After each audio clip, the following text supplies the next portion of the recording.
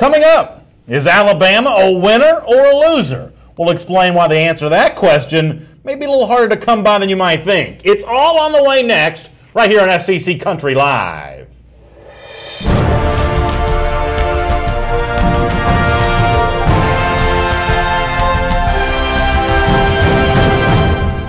Hello, everyone, and welcome to SEC Country Live. My name is Brandon Adams, and I am wearing a very red pullover today.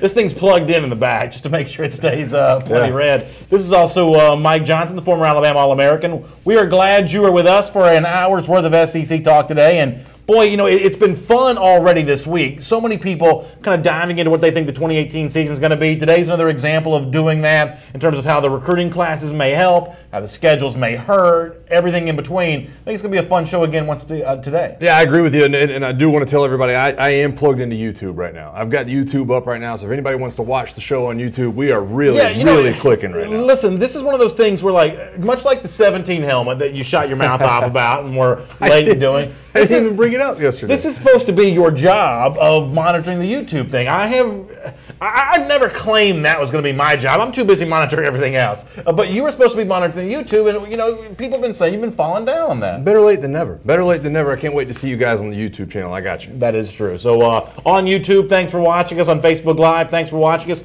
Thanks for sharing the show as well. That's a huge help to us. You know, we love doing this every day, and we want more SEC fans to be able to find it. When you share the show, you make it easier for us to do that, especially there on Facebook. For now, though, let's get ready to dive into the big news of the day, the way that we always do, with our first and 10 here on SEC Country Live. And item number 1 on the list, is Alabama a winner or a loser? Believe it or not, there's some debate on that subject when it comes to a National Signing Day. Now, if you want to go back to January, hoisting the National Championship Trophy, no doubt Crimson Tide a winner then. And on the parade in Tuscaloosa, the few days after that, Nick Saban said, you know what, that National Championship Trophy we just won in Atlanta, that's not the last one of these we plan on winning. Here's how he said it there on the steps of downtown Tuscaloosa. And to the players that are coming back, get ready for the challenges of the future, and let everybody know that we're not finished. Of course, the unfinished business that Alabama is thinking about when it looks into the 2018, 2019, 2020 seasons. The recruiting class here in 2018, a big way in getting that done, but just how good was that class? As we said, there is some debate. Mike, you have an example of, like, say, Chris Johnson from SI.com, who on his list of National Signing Day winners and losers included Alabama among the winners. Here's what Chris Johnson said in terms of why Bama was a winner. They're winners because they landed the most prized recruit available entering signing day, the 5-star American Heritage cornerback Patrick Surtain Jr., who is the highest-rated player in the country at his position and the highest-rated player to sign on National Signing Day. So Chris Johnson from SI says Bama's a big winner. Conversely, though, Barton Simmons, who covers recruiting full-time for 24/7 Sports, also has some written work that appears at CBS Sports. He actually included Alabama among his losers. Here's why Barton Simmons thought Bama was a loser on signing day. They finished the top 10 class, shocked the nation by landing the #1 cornerback, so how could it be a loser? It's about expectations. We expect Alabama to win more than it loses. Under Nick Saban on the recruiting trail, he went on to talk about some of the names in which Alabama lost with on signing day. So for you, given the expectations, given what Alabama did, are they a winner or are they a loser from signing day? You know, I think this is, first of all, as an Alabama guy, it's hard for me to look at a top 10 class and ever say, man, this is really a loss. This is, this is a dumpster fire or whatever you want to call it. But I do have to look at it objectively and say, you know what, if we're going to call Auburn, say Auburn holding serve, we talked about it yesterday. Yeah. Auburn kind of holds serve. They sit there right around 10, 12, right in the middle of the rankings. Then I have to say that Alabama held serve. I'm not ready to call them a winner. I think Sports Illustrated, yes, they flipped Patrick Surtain at the last minute, but when you do look at the people they missed on, I mean, Bobby Brown was a guy they really went after. There was another couple of names that came up on National Signing Day, just weren't able to land, and that's the bottom line. Jacob Copeland being another one. We talk about a couple of players bouncing down to, J.J. Peterson goes up to Tennessee, so they did take some losses. I'm not ready to say that they're a loser, but I don't know if the winners category absolutely fits at all. I think it's somewhere in the middle. I think they held serve, and I think that they kind of deserve that right after the classes they've had. Yeah, listen, for me, this is all about the expectations that have been built up here. One of the reasons why Georgia is celebrating its #1 class more than Alabama would have is because Georgia's not done that before. This is exceeding the expectations that most Georgia fans had for the program. The reason why Alabama's going to be disappointed about, #8, whatever it was, that's for most of the country be the best signing class they've ever had, the best signing class they could ever have. But you don't judge Alabama compared to most of the rest of the country. You judge Alabama compared to Alabama teams, Alabama signing classes of the past. It's not bad what Alabama did, but it is below the standard that Alabama has set for itself, and I do think that's probably worth kind of pointing out in the discussion. Yeah, listen, it would be easy for me as a Bama guy to get on here and be like, man, you guys are crazy. You know, it's a top 10 class. Anybody would be lucky to have one of those. But what did I say yesterday? I went on about, we talked about expectations for Florida. I talked about how high my expectations were for Ed Orgeron and LSU, and I talked about that. I expect them to be at a certain spot after signing day. That's why I gave LSU the label of being a loser on signing day. So I have to hold myself accountable to that. I have to look at it and say, you know what? I hold Nick Saban to a very high standard as well. I don't say they have to be the number one class, but a top 5 class to me makes them a winner. They just didn't have that this year. They swung and missed on a few guys, a few too many guys for some people's liking, and for that reason, I have a hard time labeling them an actual winner. I don't know if loser is the right word, but an actual winner on signing day, I can't call them that either. Let me get a few comments in the comment section. Cherokee Lee Black says, what's kind of a cool name, says, Saban already has a great team. Don't need any more players. Gave other teams a chance to draft. And I understand the sort of tongue-in-cheek, statement about that. But the reason why you sign guys in 2018 is because by 2020, the guys that you're impressed with right now are no longer at Alabama. You are going to need to play some more people at that point in time. You have to recruit year after year to kind of keep pace with the other programs who are trying to do the same thing. You can never have enough of them. It's easy to say that, yeah, they've had number one signing classes. Guess what? The number one signing class they signed like 4 years ago, why were there 6 true freshmen on the field against Georgia on offense for a couple of those snaps? Because those guys are important, because you need that depth. You need guys that enter the program and really raise the level of a lot of other people that are already in there. And so, yes, it sounds okay, 3 number 1 classes probably and a number 7 class, but you have to stay to that level if you want to continue to compete a couple of years down the road. Nina Madsen says, Alabama's a winner. They're number 1, so drop it. Geesh. But, Nina, what this is more about, though, is how you stay at number 1. And you know what? In 2019, Chris Kirster, who covers Alabama recruiting for SECCountry.com, he says Alabama's got a great chance of being back number 1 in recruiting once again. If that be the case, then the sort of hand-wringing over 2018 will essentially have been all for nothing, because you can certainly absorb a number 8 class if you sandwich it around 2 number 1 overall classes. So that's not a big deal at all. But the reason why some people are curious about this is the number 8 the start of a trend that might move Alabama away from the number 1 spot for multiple years? That's what's interesting about this. Well, I think that's an okay question to ask. Obviously, looking at Nick Saban, he still seems to be on his game as far as developing guys and coaching decisions. Obviously, we saw that back in January. But when you do look at the recruiting landscape, lost a ton of coaches. Did not really adapt well to the early signing period. He's got to make some changes going into next year, and I think that obviously it's a lot of people err on the side of caution when it comes to Nick Saban, that yes, he will bounce back and he'll make the right decisions, but I think it's fair to ask those questions moving forward. Can he adapt to that system in the coming years? I'm going to hear from Florida defensive coordinator Todd Grantham in a moment. Before that, let me get another comment here. Scott McFadden says, if Alabama filled the positions they were hurting in, I'd call them winners. Well, I'll ask you. You certainly know this better than anybody. How well do you think Alabama did in terms of meeting all the needs that it had? Would have loved to have gotten Nicholas Petit-Frere. That doesn't work out. Yeah. They do meet the huge need with Patrick Surtain Jr. That's a big win. But overall, how do you think Alabama sort of addressed the major needs that it had for its 2018? I think they did really well, and that's the reason I still err on the side of caution. We're going to call them losers because of where their class is ranked, but they signed 19 guys, and the fact is that the guys they did sign were in positions of complete need. And I've mentioned on Jalen Armour-Davis, Josh Jobe, obviously Patrick Surtain, Savion Smith. Those are guys they have to have come in and play corner, and those are the guys they signed. They also signed some really good edge rushers. Yabi Anoma's a 5-star guy, Cameron Latou. So I think they got the right guys in the right places, just didn't get enough guys to really fill in some of the extra needs around the team. I'm going to take offense at this. Michael Clyburn, who is a Mississippi State fan, for goodness sakes. Starkville is just down the road on I-59 from Tuscaloosa. He says, as a Mississippi State fan, I hope Alabama beats Georgia again. He means in an SEC championship game or some sort of postseason destination. How's a Mississippi State fan going to root for Alabama against Georgia? What has Georgia done to Mississippi State? Well, I wish I could give you the answer to that. How is Michael Clyburn going to side with Alabama? Is your next door neighbor. They've been your nemesis for decades, and you decide you hate Georgia more than Alabama? Michael, I take that as a personal offense.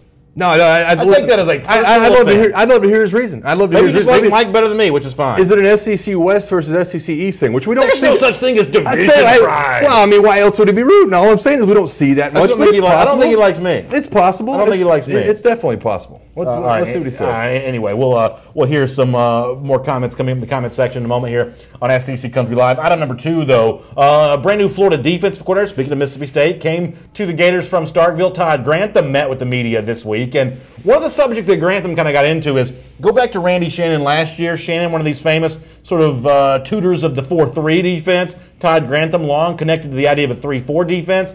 But what Grantham told the media this week is just because the philosophies of Shannon and Grantham may be a bit different, don't expect the overall look of Florida on the field to be all that different. Here's a little bit from Todd Grantham. We play as much 4 down as 3 down. I mean, if you look at our tape last year, we'd have looked a lot like your guys looked structurally at times during the game. By being a 3 down structure, it allows us to play 3 down and 4 down fronts, give us multiple looks, which I think you need to do today in college football to try to put the offense behind the sticks and to create negative yardage plays. So that's how we're structured. Right now we're kind of mixing and matching our guys. The GAs basically made a 25 to 30 play tape of everybody that's coming back. And we kind of went through those tapes and preliminary put guys in positions to see what best combination of players give us a chance to win the game. I mean, we're really in the early stages of it right now. At the end of the day, it's about getting your best 11 players on the field at one time. I want to talk to you about Grantham, and I want to talk about what Grantham said. Let me start with this comment there. I'm not an X's and O's expert. You played the game. I didn't, but I certainly watch enough football closely to know that what Grantham's saying makes a lot of sense. You can be a 3-4 guy or a 4-3 guy, but you watch these 3-4 defenses, and a lot of SEC teams now seem to be moving towards that. You hardly ever see just 3 guys on the defensive line, right? I mean, it's like so you know. Base defenses being what they are, teams play a lot of nickel these days. I know that Shannon didn't love doing a lot of that, but ultimately what Grantham is saying is most SEC defenses, whether there's a base philosophy of 4-3, base philosophy 3-4, most defenses end up looking about the same. Yeah, no, I think I read a little bit more into his words because he goes in depth about actually what technique his defensive line is going to be using. Grantham loves going in depth. And nobody loves teaching football more than Grantham does. It's important that he delivers that message because he talks about 2-gapping as opposed to just having a 1-gap philosophy. And he has that base package that Kirby uses, Jeremy Pruitt, obviously learns it from Nick Saban. But he uses like a Wade Phillips design where these guys are only really responsible for 1 gap. And to me, what that says is this.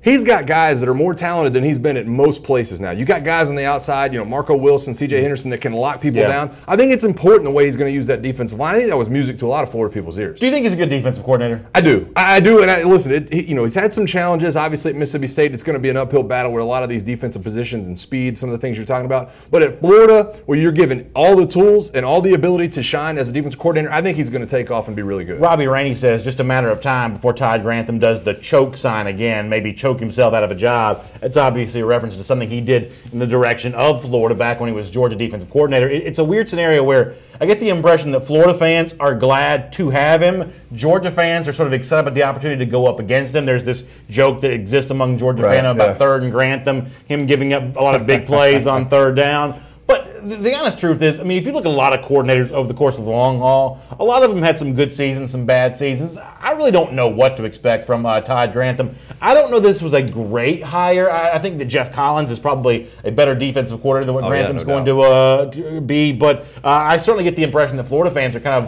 of excited about a guy who's kind of been around here a bit. Yeah, he's a little bit of a journeyman. So I think that's, he gets this kind of reputation. Man, he's been everywhere. Obviously, nobody really valued him that much. But when you look at the staffs he's been on, though, I think he's made a lot of places better than they probably would have been in years past. And so I look at Florida, listen, you can say all you want to, Randy Shannon's this, Randy Shannon's that. They were 69th ranked in defense last year. And they didn't return a ton of talent. But this year it is coming back. They're going to have, I think, 7 returning starters on that defense. So he's going to have the ability with some of those guys in the secondary and some of the guys up front to where if he doesn't do it this year, then you can start asking the questions about it. Esteban Estevez says, who's by the way an LSU fan, but speaking out here on Florida, says they're too small to play 3-4. They need to get bigger up front for that style of defense. And I know there's obviously a big difference between, like, say, 4-3 defensive ends and 3-4 outside linebackers.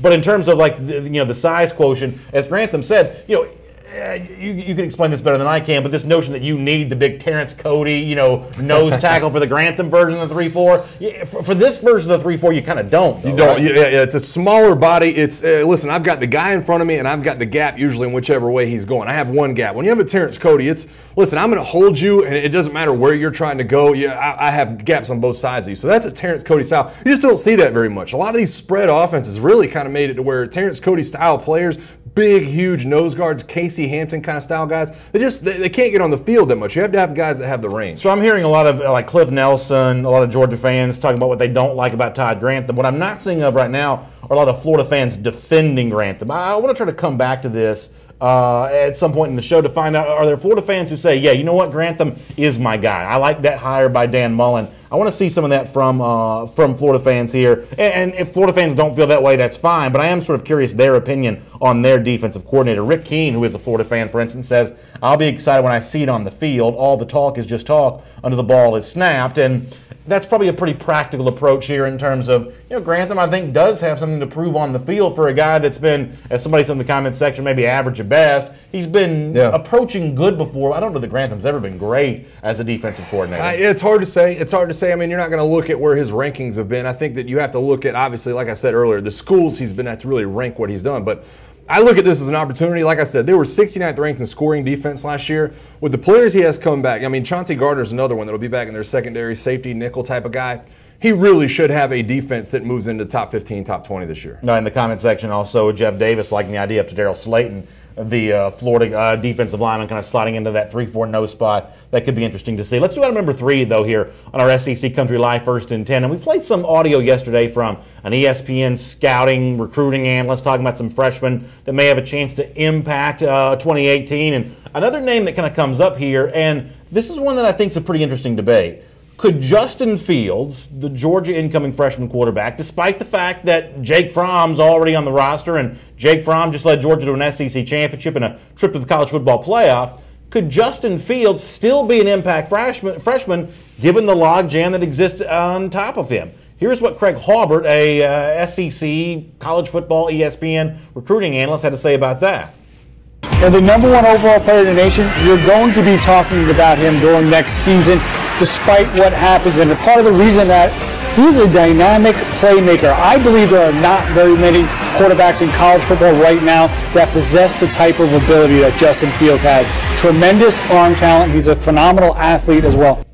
So that's high praise for Justin Fields. I actually brought this up on Dog Nation Daily today. And I didn't intend to talk about this in SEC Country Live, but one of the things that made me want to bring up on this show was how many Georgia fans who I heard from who agree with this dude at ESPN who's like, yeah, you got to play Fields. He's that good. But didn't Fromm just lead Georgia to a national championship game appearance? And, I mean, Alabama showed you that there may not be a lot of loyalty with teams and quarterbacks right now when it comes to Hurts, and maybe the same thing could be true for Fromm. But as a guy who lived through the 2017 season, I'm a big believer that Fromm played pretty well. Well, I got to disagree with you there. I mean, I think Alabama did show a ton of loyalty to Jalen Hurts. It almost got him beat in the national title game. I mean, it took till halftime of the national championship game to actually put 2 in. So it is interesting, too. And I'm talking to Keegan Montgomery over on the YouTube page. This is groundbreaking for us. Oh, my gosh. Mike Johnson's actually reading a YouTube comment? I got Keegan Montgomery over here. I asked him how he was doing today. He said, I'm enjoying the number 1 recruiting class. He's obviously a Georgia fan. Keegan, thanks for watching the show. Fields will play a certain package like Tebow did. And that's the only way I can see it happen. And listen, I think the world of Justin Fields. When you're talking about a guy who has wide receiver speed, obviously, can throw the ball 70 yards on a dime, whatever you want him to do at the quarterback position. But what did we hear last year about Jake Fromm and what he was over Jacob Eason? He was a bookworm. He was a guy who was going to, get in there early and understand the offense and be a great backup until he was a starter. And all that stuff took off. So while I think Justin Fields has all the tools, he's going to have to show me that he can have that ability too, to really get in and understand an offense. I'm just not sure. I don't know if you can strike gold in back-to-back classes with quarterbacks at Georgia right now. I think it has to be a package for a true freshman to be able to take a big role like that. Back in December, Georgia coach Kirby Smart talked then about what he likes about his incoming freshman, Justin Fields. Here's Kirby. Exciting. I mean, I think everybody knows what he's been able to do. I've seen a lot of quarterbacks in my time. I thought the best evaluation of quarterbacks is when they go out to the Elite 11, they go to the opening, and I know it's T-shirt and shorts, but you're around some real alpha dogs when you're out there. And he was one of the alpha dogs of the alpha dogs. He took over the opening. He won a lot of games. He made throws, and he did it all while keeping a calm, cool presence that is kind of unmatched He's never real high. He's never real low. He's really exciting. He can win the game with his feet, but he can win the game with his arm, and he's not afraid of competition. I mean, he's been very adamant that he wants to come in here and compete. He knows we're going to give him an opportunity to do that. And it's that last idea about not being afraid to compete, and to use another phrase that Kirby uses, being the alpha dog of the alpha dog.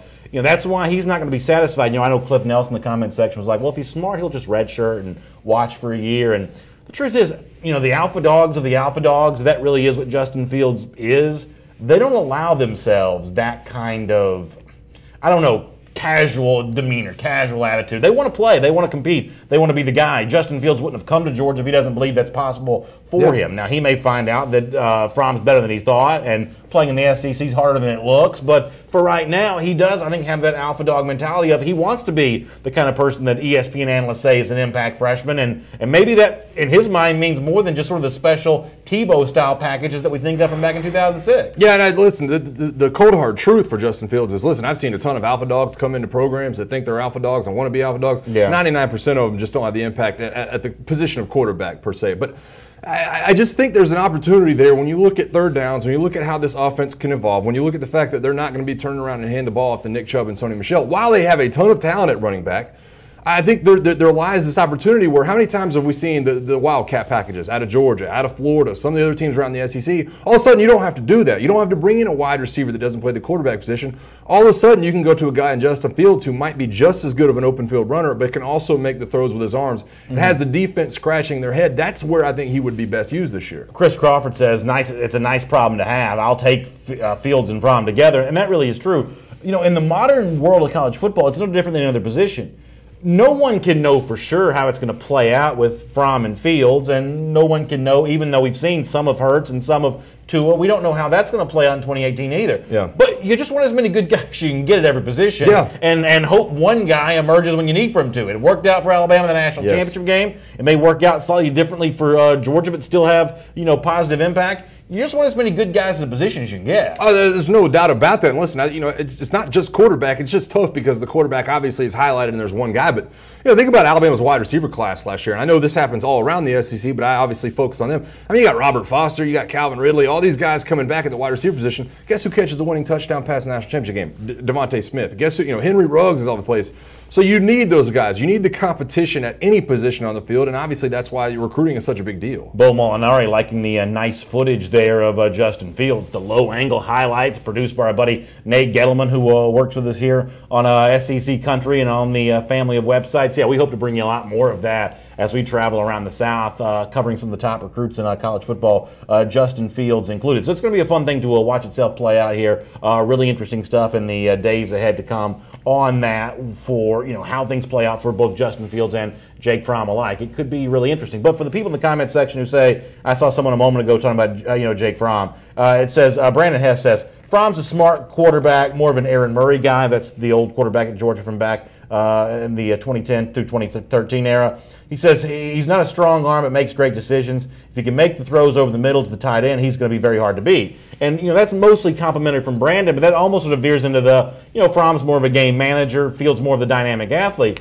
The truth is, you know, Fromm was among the best in the country, yards per attempt last season, had nearly a 50% completion percentage on throws, 20 or plus yards down the field. Those are not game manager type stats. I mean, Fromm made more big throws, even still, than some people want to give him credit for. Yeah, I think what's interesting about this year's dynamic when it comes to Jim Chaney and what they're going to have to do offensively is, you know, as Jake Fromm, he's not going to have that threat in the backfield. Everybody last year game plans around, hey, man, we got to stop Nick Chubb. We got to stop Sony Michel. This offensive line obviously is pretty good. Then all of a sudden, Jake Fromm turns around and you're like, oh, well, you know, the true freshman's going to be forced to beat us. In a lot of circumstances, he did beat you. And so I think defensive coordinators now look at it and say, you know what? There's a lot of youth back there at the running back position, so now maybe we back some guys off. That's the transition they're going to have to make this year. It's going to be interesting to see. All right, let's do item number 4 here on our SEC Country Line First and 10 list. And this story's been out there for a few days. To be completely honest with you, we probably should have talked about it before now, but we've been busy with everything kind of coming off signing day, so we're just now sort of unpacking all the news that's out there, including Gus Malzahn a week ago today talking about the situation with his quarterback, Jarrett Stidham. We know that he's been dealing with a little bit of a shoulder situation here, and the shoulder situation apparently going to impede him a little bit during spring practice. Here is Gus Malzahn from last Wednesday giving us an update on how things may go for a starting quarterback, Jarrett Stidham, during the spring. Take a listen. At this point, it looks like he probably will not start participating until after spring break. So if that is the case, the two younger guys will have a chance to, get those 4 or 5 practices under their belt before he gets back. So let me ask you this, and I hate to say it's a good thing for Auburn that Jarrett Stidham's not practicing, but we know that Stidham's a good player. He's going to have a fine 2018 season. We've seen a lot of guys miss spring practice recently. They've been kind of fine for it. But there is the chance to develop some timing with the other receivers on the roster. You'll miss out on that, but you'll get Joey Gatewood involved and more spring practice reps than he otherwise would have gotten. You'll get Malik Willis more involved with kind of running a number 1 offense, something that he wouldn't get to do if Jarrett Stidham was around. Is there a chance that if Stidham misses some spring practices, it actually helps Auburn in the long haul?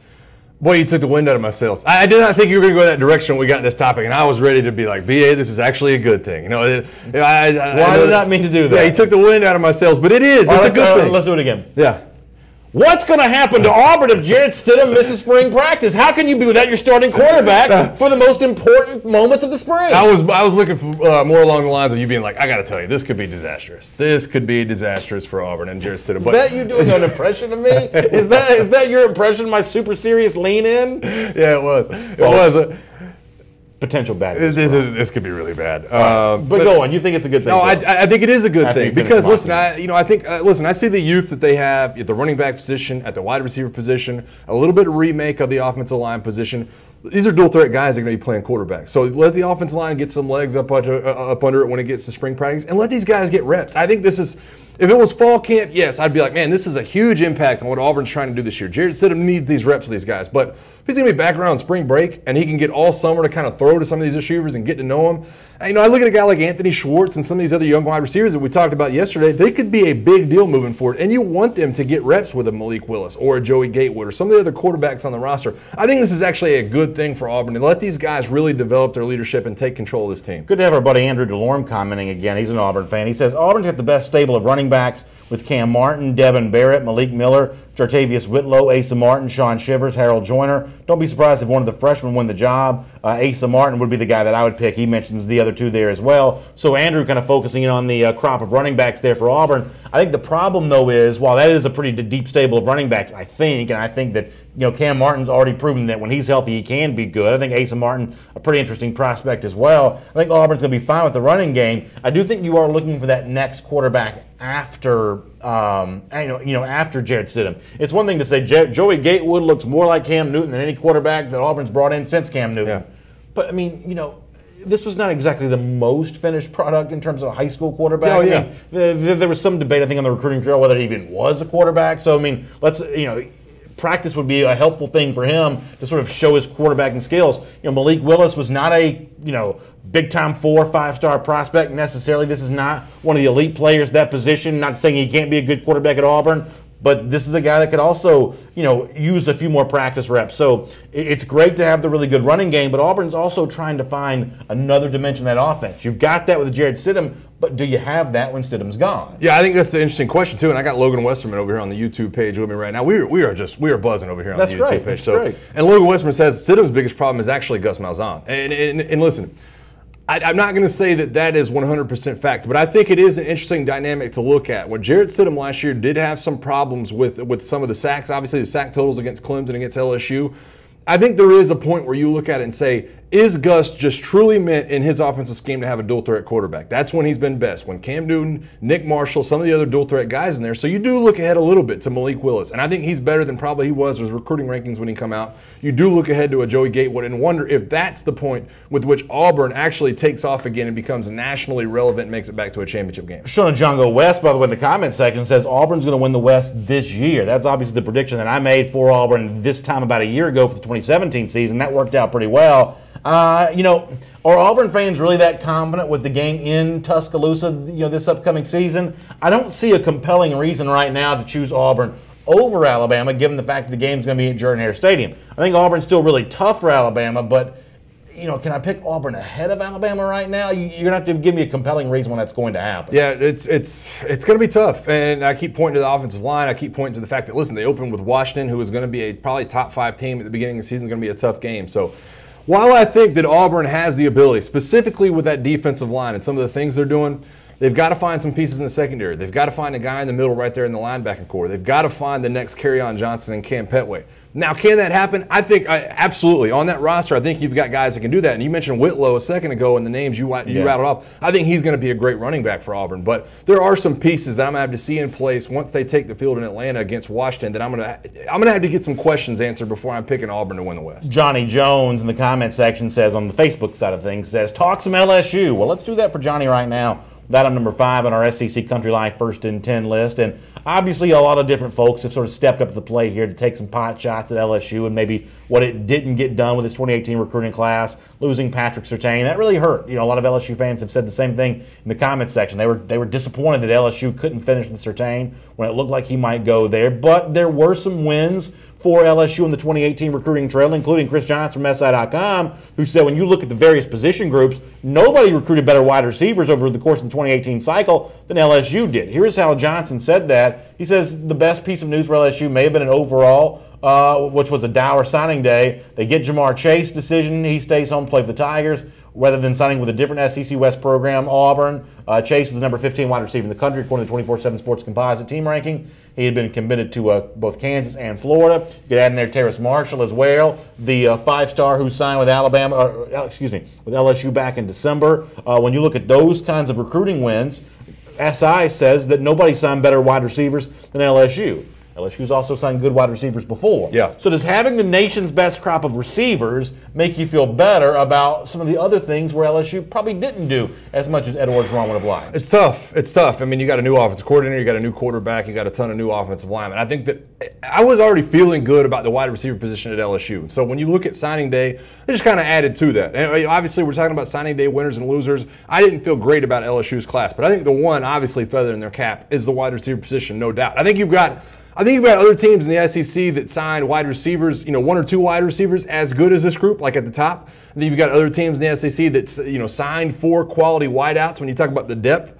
But no team in the SEC did as much in both directions as LSU did. So if there is going to be a positive come from this, it's absolutely the wide receiver position from LSU. Not only the best, according to Chris Johnson, not only the best one in the SEC, but the best one in the country. And so I think that does make you feel a little bit better when you look at how much they have struggled at the quarterback position, that they do have so much talent at wide receiver. Steve Weaver says, can those wide receivers throw the ball? Obviously a reference to the quarterback battle that's going to go on between Lowell Narcisse and Miles Brennan. Maybe neither one of those guys are the quarterbacks of the future. And Steve asked his question in jest, but I'll ask my question somewhat seriously. I'm going to feel better about what LSU was able to recruit at the wide receiver position for 2018 if they can then leverage that for a quarterback for 2019. We'll talk about one of those potentials guys here in just a couple of minutes, but that to me is the value of recruiting good wide receivers. It makes it easier for you to recruit a good quarterback. For some reason for LSU, that hasn't really worked out that way. Best quarterback they probably had been Zach Mettenberger, who was a transfer. I mean, in the last few years, of course, is what I mean when I say that. Why isn't the wide receiver recruiting success making it easier to recruit quarterbacks? Well, the bottom line is that LSU actually has recruited decent quarterbacks in the last 10 years. Brandon Harris was a highly regarded prospect. I mean, Jordan Jefferson was a highly regarded guy. I mean, even going back to Ryan Perlew. I mean, how many times on a national scene you talk about a guy like Ryan Perlew and ends his career at Jacksonville State? They just haven't panned out on campus. And I mean, the guys they have on campus right now are good recruits as well. I mean, you're talking about 4-star quarterbacks that come to LSU. The dynamic just hasn't been there to where they can really turn the corner under Les Miles. And so maybe that is different under Steve Ensminger, where all of a sudden these quarterbacks that were committing and coming to LSU, maybe all of a sudden they do develop and pan out. It's going to be an interesting storyline. Cliff Nelson says, didn't I say this earlier this week? Maybe I should work for Sports Illustrated. Maybe Cliff Nelson should work for Sports Illustrated. Can we get this guy a column? Yeah. Get this guy his own show on SportsIllustrated.com, the Facebook page. Yeah, no, don't compete against us, though, Cliff. You can't have to do that. Some of y'all, by the way, are arguing about something I can't even figure out what it is that you're arguing about. But some of y'all are mad at each other about something today, which is always kind of fun to watch itself play out. Let's talk some Bama here, though, for item number 6 in our SEC Country Life First and 10 list. And kind of a classy letter here. The truth is, was this at Players Tribune? Players Tribune. The great former Alabama defensive back, Minkah Fitzpatrick, and for a lot of SEC fans, calling him the former Alabama defensive back is probably music to their ears, probably. But he sort of penned a letter basically thanking Crimson Tide fans for supporting him over the course of the time there at Alabama. Also shared some personal reflections on seeing the Tide win the national championship. On the final throw from Tua Tagovailoa, he says the ball was a rocket as soon as it left Tua's hand. How about the descriptive language here from Tua from Fitzpatrick. He says, as it sailed through the air, my eyes, like those of millions of others watching all over the country, shot to Devontae. He was open. I'd covered him in enough drills to know he wasn't a guy to let you. It's very dramatic here from me. You want to read it in the Keith Jackson voice, don't you? Like, yeah, exactly. Yeah, almost seemed like the football music underneath here.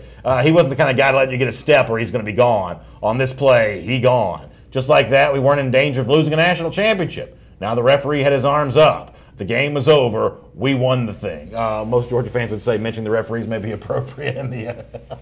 You talk about kidding. I haven't complained about the officiating one time. I know. I haven't done it one time. That's just a joke. It has been a topic. The referees have been a topic. You see it a lot on Twitter. But and I was Facebook kidding. page. I know you were joking too. But I thought this was, and you mentioned it. I thought it was an incredibly well worded letter. I think that he says a lot of the things that I wish I could have said in a Players Tribune article when I left.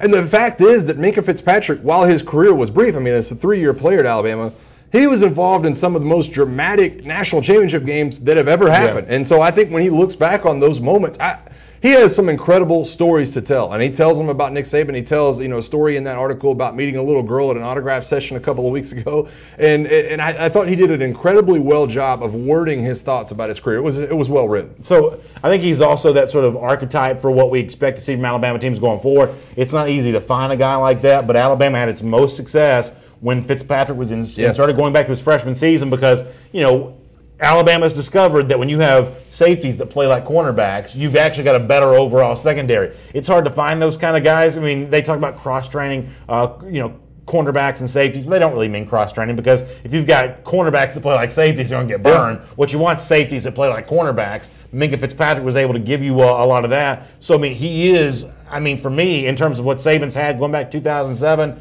he's one of the top players. On that very short list of top players, I put Fitzpatrick in the Alabama discussion. It'd be incredibly hard to argue that. And he has become a little bit of what you think of prototypical defensive back. And there's very few people you look around the SEC and you think, man, they can play anywhere in the secondary. I look at this coming year. I think Chauncey Gardner's a guy like that at Florida. Obviously, Florida's had a couple of DBs that you feel that way. He kind of goes in that same, Tyrann Mathieu kind of talk when you talk about DBs in the SEC. And he's going to be hard to replace. When you think about Alabama secondary next year, their top 6 DBs are leaving. Boy, Minkah Fitzpatrick, though, he stands out above them all. Michael Cooper makes an interesting comment. He says, note, he didn't say, and just like that, we were national champs. He said, we weren't in danger of losing. That's a very Bama thing to say. That's kind of an interesting comment there from Michael Cooper. The idea that it's not about celebrating the win, it's about avoiding the mistake, avoiding the loss. I don't know if that's true or not. It's kind of an interesting thought from Michael Cooper there. Yeah, I didn't read that part, that specific actual statement, but that is kind of it. He does talk about Nick Saban in the article, and he does talk about how it's not he doesn't focus on results because the results actually don't matter. I thought it was a really introspective look into a guy that just come out of that program and still has that mindset. All right, let's do item number 7 here on our SEC Country Live 1st and 10 list. And maybe some bad news for Texas A&M, maybe some good news for other SEC teams. It's certainly interesting from a recruiting standpoint. Grant Gunnell, the elite quarterback for the class of 2019, has decommitted from Texas A&M. He kind of put some of his reasoning out there on Twitter, like so many recruits do this time of year. He says, thank you for everything, Aggie land. After much consideration and discussion with my family, I feel that I have committed to Texas A&M a little early. With the coaching transition, along with other factors, I feel it's my best interest to reopen my recruitment. So he reopens. There is, I guess, some rumor and innuendo out there that he's visiting LSU this weekend. Just got an offer from Ohio State yesterday. I know there's a lot of other schools kind of in the mix for him as well. Arkansas thinks they're in the mix here too. So good luck. Why you laugh at that, man? That is cold. I'm sorry. If you couldn't get the best player in your state, how are you going to go to somebody else's state and get I got to say that I'm glad that we're bringing up LSU with this talk because Ed Orgeron. This has to be Ed Orgeron. Does it not? This has got to be LSU written all over it. This is who you need. He visited LSU a month ago, and I'm not an LSU fan. I'm not going to root for them over Texas A&M on this, but I agree with your point that this is a sort of a must-win type thing for LSU. In my opinion. If he does come there this weekend, my understanding is there's a 7-on-7 tournament in New Orleans, and so they may get him to stop by Baton Rouge along with some of his 7-on-7 teammates. It'll be 2 visits in like the last 45 days or something like that, 45, 50 days, something along those lines. You got to utilize that. Turn that into something. Steve Ensminger, put this guy first and foremost in Gunnell's mind here. That's a big moment for LSU. And I'm going to add on to the back of that and say this. I don't think this is that big a deal for Texas A&M. I just don't. I look at what they have at the quarterback position. They have quality quarterbacks, really. I mean, you talk about Nick Starkel, who I think is going to be a sophomore, if I'm not mistaken, this year. Kellen Mond, who has obviously had a ton of snaps, really looked to be good in certain situations, especially that Alabama game last year. And they did. They signed James Foster. And so I look at this and I say, well, it's obvious the reason he's looking other directions. It's the opposite when I look at LSU. LSU needs that quarterback. Ed Orgeron has to find the guy. This guy is already feeling, to me, like it's an LSU-type lean. I think they've got to land this. Obviously, we're a year out from obviously having that happen, but to me, this has to be a check mark for Ed Orgeron. It'll be a really interesting thing to say, and I believe that Jimbo Fisher is eventually going to sign a 5-star quarterback at Texas A&M, so I don't think you have to play a scarcity game if you're A&M when it comes to these kind of recruits. For LSU, you do, because they've missed out on so many. We talked about Justin Rogers yesterday. That's the guy they probably missed out on. You want to go back to previous classes. There were quarterbacks that LSU had a chance to impress, just not able to do that. This becomes a pretty important recruitment there for LSU, and boy, it would change everything for how we view Steve Ensminger, the offensive coordinator, Ed Orgeron, the embattled coach, if they were to get that kind of quarterback for the class of 2019. Yeah, we've mentioned it. LSU and Ed Orgeron, the trend right now is just kind of even keel, if not headed downwards. They have to find a way to bounce back. They've got to find the wins on the football field. Obviously, those will come this year. They still have a ton of talent.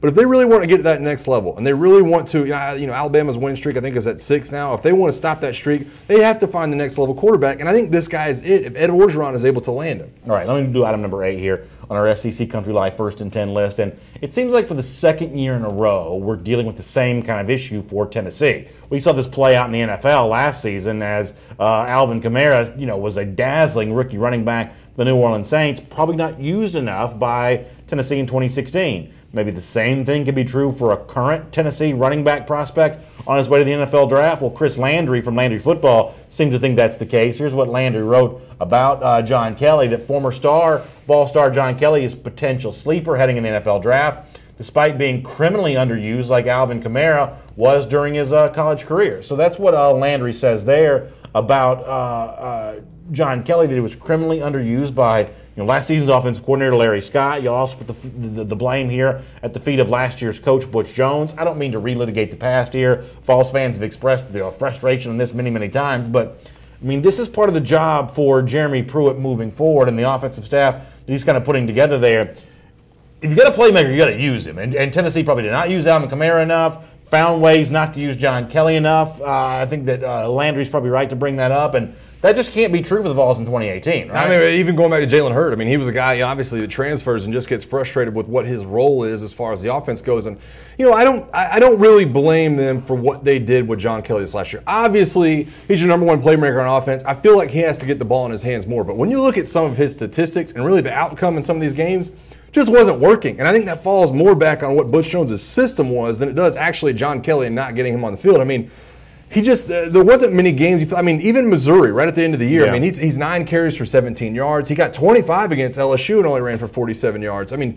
There just wasn't the production value for them for me to look back and say, man, they really should have given him the ball more. It just wasn't we're not talking about like a DeAndre Swift sensation where, man, he's ripping off 80-yard games. Yeah. It wasn't there. So you can't keep going back to the well and expecting him to get the ball. Now, under a different offensive scheme, under a different offensive line, under a different coach in the NFL, I think he'll be incredible. But when you look back into his time at Tennessee, I'd love nothing more than to pile on Butch Jones. I was hard on him. But the output was not there for me to say, man, keep turning around and handle the ball. Yeah, on the one hand, they found a way to use him creatively in that had 5 catches against Tennessee. I'm only going to talk about the big games here. Had 6 catches against Florida. Had 4 catches against Georgia. 6 catches against Missouri. 3 against LSU. That's a creative way of using John Kelly. But as you said, it's the rushing attempts here. Didn't get more than 20 carries until the UMass game. That shouldn't even count. Doesn't get 20 again until Southern Miss. It's kind of weird. It's like, if anything, for a quality football team, your 20 and 25 carries for Kelly comes in the biggest games you play. Yes. Not UMass, which, by the way, Tennessee was lucky to win, or Southern Miss, which was also kind of a sort of a tricky type game there. You got to. you're giving him more than 20 carries against the weakest opponents that you're playing, as opposed to the Tennessees and the Georgias and the LSUs, the kind of games where you should be finding a way to get him 20, 25 carries because the offense is diverse enough that you're not just stacking the box to stop him. Yeah, and I think, listen, it's easy to say on the outside looking in because I'm right there with Tennessee fans and obviously some of the scouts too, where start off against Georgia Tech. I don't know how many rushing yards he had against Georgia Tech, but it was a ton. I think Florida a couple of weeks later, listen, ton of rushing yards. But when you look at the output and the averages right on down to the end of the season, you're getting like 1.9 yards. I mean, even the receptions, when you talk about some of the receptions he had against Missouri, I think you said he had 6. I think it was like 13, 14 yards he had receiving. So it's not that you're not giving him the ball. It's, you have to make the most of your opportunities, and he just did not do that at times down the stretch last year. That's the reason Butch Jones was fired and Jeremy Pruitt's been brought in. Well, here's the other thing, too. When you are a coach, the offensive coordinator that you pick is so instrumental in your success unless you're going to be the play caller. And 2 years ago, I guess it'd be almost 3 years ago now, but Tennessee hired Mike DeBoard, a guy that would have been out of coaching. Yeah. I mean, that was too unorthodox of a hire. Larry Scott could not have been less, impactful. Mike Canales is the quarterback coach. That's not a big name there. When we want to start dissecting the Butch Jones failure, it's the offensive staff's failure that ultimately probably does Butch Jones in maybe as much as anything in that regard. That's my point. I mean, you can look at all the different players and all the electric talent you felt like you've had offensively for Tennessee over the last few years.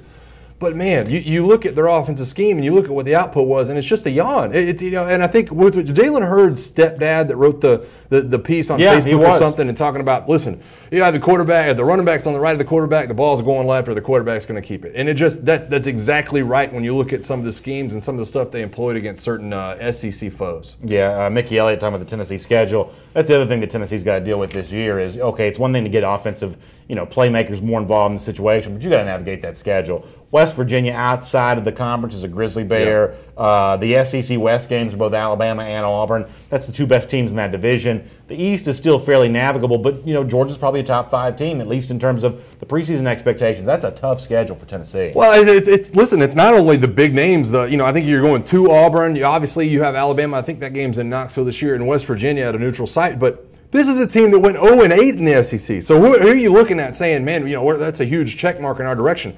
You have to worry about Vanderbilt. You have to worry about South Carolina. You have to worry about Mizzou. You don't feel comfortable right now, I don't think, as a Tennessee fan, and saying, boy, that's a game we can really lock away. I mean, East Tennessee, yes. You look down at their non-conference schedule, yes, you feel good, but even those games last year were really close. They have to reestablish what Tennessee football is. All right, let me do item number 9 here on our SEC Country Live First and 10 list. I'm going to try to get the details right on this. So Tyler Siskey is a guy that once worked at Ole Miss, went to work at Alabama, and then got accused of stealing Ole Miss signals on the sideline while he was working for Alabama, made a bunch of Ole Miss folks mad, and now I guess the report's out there that for brand new coach Matt Luke, that Siskey's going to return to work for Ole Miss again here. Is that a problem? Should Ole Miss fans be mad about this? I mean, how do you feel about that? I don't mind it at all. And listen, here's the thing I feel about this. Ole Miss fans really felt like they were burned by Tyler Siskey. I don't know if there's any factual information in regards to this. I think when you look at the ESPN broadcast, it really made a big deal about this game. I think it was Todd Blackledge on the call. They kind of highlighted him, and he's looking in his binoculars down at the field and talking. I don't find that be a big deal. I mean, his title at Ole Miss was coordinator of recruiting development. You can't tell me this guy was sitting in on the defensive meetings or the offensive meetings, and knows the signals and all that. But in the same direction, if he's a guy that's willing to do that, guess what? He's going to be on your sideline this year when you take on Alabama, who's running the scheme. So he's been at South Alabama, I guess, the last 3 years. He'd been the wide receivers coach, but he had worked at Alabama before. And yeah, you're right. It's like, this is a guy that's already going to show you that he's willing to pull out every stop that's necessary here. It's kind of in that kind of role of, man, if you can't beat him, join him, I guess. And that's the reason. Listen, I don't think he's going to do that. I don't even think he did it the first time around. But I don't think Ole Miss fans should have a problem. How do you know he didn't do it the first time around? I look at his role and what he was at Ole Miss. I look at what his role was at Alabama. It's hard enough to me. We can talk about stealing signals all day and people that do it. It's hard enough to know your own scheme and to react and adjust in real time. The last thing you want to do is say, man, they're going to run this offensive play. Make sure we're telling everybody on the field.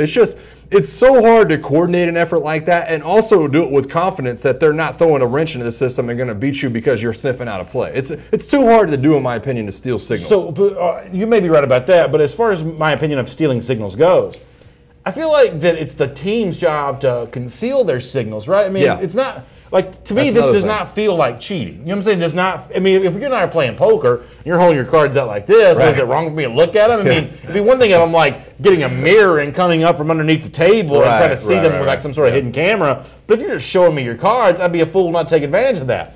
If you are Ole Miss, you realize that a guy that used to work for you is now working for Alabama, and you haven't changed up your hand signals or your language of communication with the guys on field and the guys on the sideline. That feels like it's on Ole Miss for me on that. I completely agree. And listen, all it takes is one change signal too. Is the reason I don't think, I don't put any really stock in it, because all it takes is one change signal. You change one thing, you start the game off with a change signal, and he goes, man, I don't know what that one is. I guess that I'm kind of out of the loop as far as this system goes. I don't really know what they're doing. They just threw something in there I've never even heard of. And so it's just tough for me to think that he kept all the knowledge from the system, waited till the Ole Miss game, stood up in the box with binoculars, radioed down to the sideline when Ole Miss is changing plays on the field, and was able to communicate that to the players. That's too much. But here's the other thing, though, and this is, I guess, my final point on this. So it's one thing to say, is it cheating or it's not? For me, it's not cheating. But it is, to a degree, an act of betrayal, right? So Ole Miss is also now welcoming back someone who essentially sort of betrayed the program a little bit. And that's sort of a different issue of, are you okay bringing back a guy who did use any means necessary to beat you before? Is this just all is fair in love and war here? I think it is. And I think, listen, I think when you talk about coaches bouncing between programs,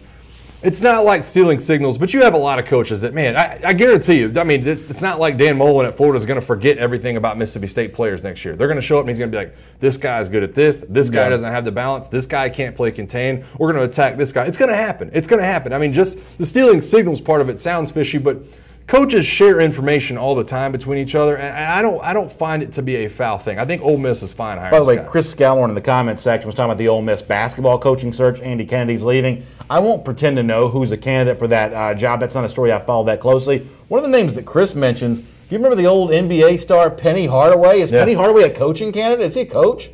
I have no idea. He said he'd heard that Penny Hardaway might be the coach. Yeah, I have no idea. I don't know if he's a good coach, but it'd be awesome. Didn't his son just go to Michigan? Penny Hardaway Jr. I feel like he just played Hardaway Jr. That's right. Yeah, I think he just played at Michigan. So I don't know if he's coaching or not. But Andy Kennedy is out there at Ole Miss, stepping down at the end of the season. I am not an expert on where he's going. Boy, did you hear Andy Kennedy's his deal yesterday where he got in front of the media? I mean, he was completely honest and blunt about how he felt. He was like, "Listen, these guys in the locker room, they're just not listening to me anymore. I mean, it's just the bottom line." He said that? He was like, "I cannot get through to our players. That's one of the reasons I'm stepping away. They are not hearing anything I'm saying, and it's disappointing to me more than anybody."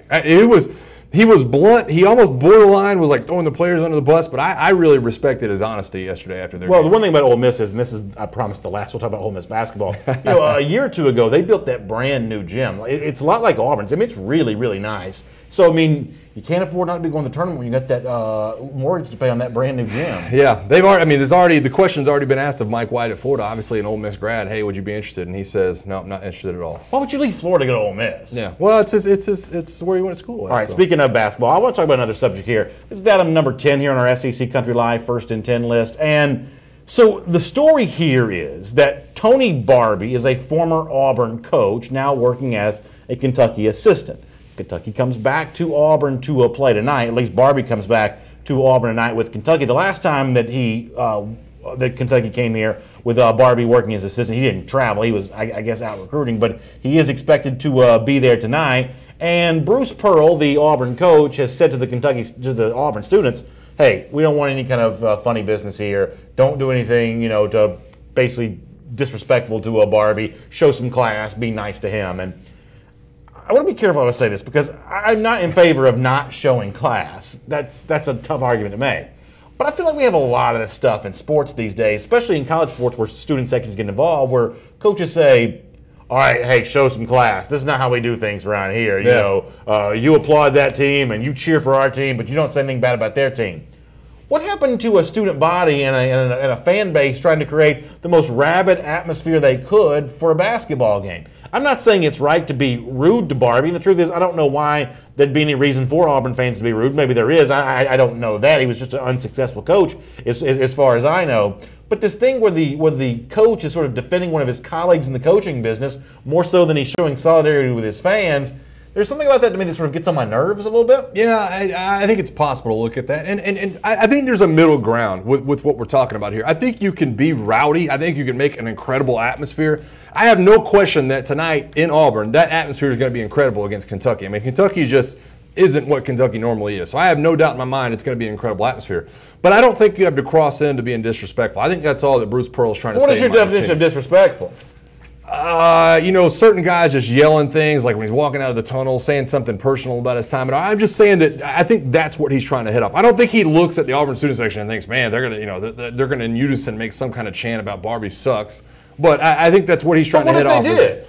Is that bad? I don't think that's that disrespectful. I don't think it is either. Now, listen, you got to understand something. Like, I'm not like a profane language guy. Like, I take my kids to games. I don't want to sit next to people throwing a bunch of profane language here and there. That's not what I'm looking for. But you're a baseball fan. You're a Chicago Cubs fan. When guys walk from the bullpen onto the starting mound to the pitcher's mound, there's a lot of yelling at the guy coming onto the mound. And that happens in college baseball and the SEC a lot too. There's a lot of yelling at these guys. Some of it doesn't, even that serious, makes a lot of sense. But this idea of, hey, Barbie, you suck, like that should not be a scandal to me. Well, I think the problem herein lies is that this was a coach at Auburn. If it was any other player, obviously Bruce Pearl wouldn't be saying this. If any other coach, he'd be saying, man, we'll say whatever you got to make it hostile. But the fact is that Tony Barbie was there for 4 years.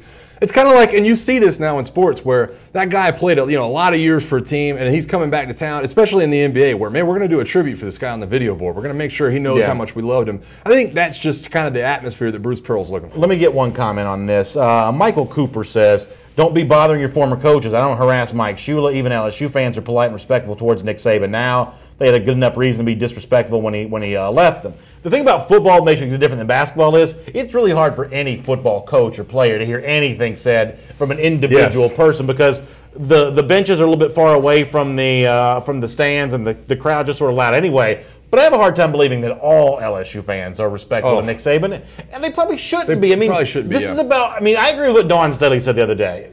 That this is about creating a fun atmosphere for games. Make it tough on the opposing team. If that means saying Tony Barbie, you suck, then that I can sort of live with that. Listen, because you know what, he kind of does suck. I mean, he was not a very good coach. I love LSU fans. I mean, I literally they're one of my favorite fan bases. I go down to Baton Rouge every time I get the chance to.